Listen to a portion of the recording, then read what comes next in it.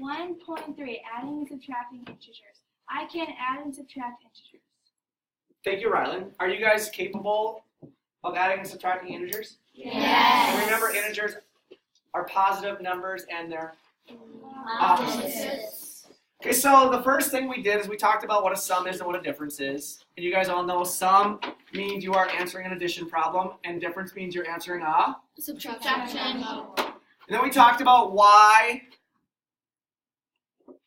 6 plus negative 4 is 2. We talked about why 6 minus negative 4 is actually 10. We talked about why negative 6 minus 4 is negative 10.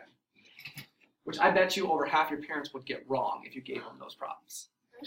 So if they're listening to this right now, I still wouldn't say they're going to get them wrong. Half of them will get them wrong.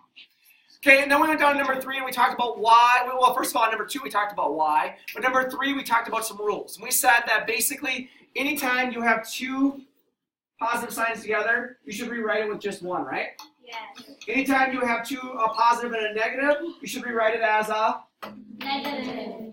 Anytime you have a negative and a positive, you should write it as a Negative. And anytime you have a negative and a negative, you should rewrite it as a Positive. And then we gave you some examples. So if we gave you a problem like 4 plus 2, you would rewrite it as 4 plus 2, and the answer is obviously 6.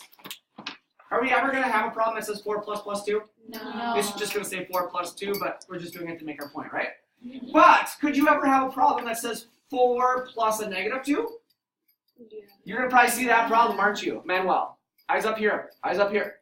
So if you have a problem that says 4 plus negative 2, you would rewrite it as? 4 minus 2. And then that's a lot easier than 4 plus negative 2. It's less confusing, right? Yeah. So and so on and so forth.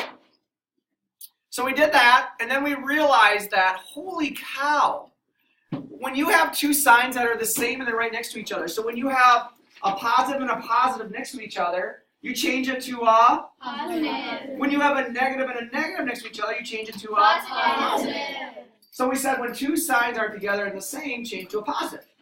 And then down here, we said when two signs are together and different, change to a? Negative. So if you have a negative and a positive, you change it to a? Negative. Negative. If you have a positive and a negative, you change it to a? Negative. And then the last thing we did is you're going to have some practice problems like these.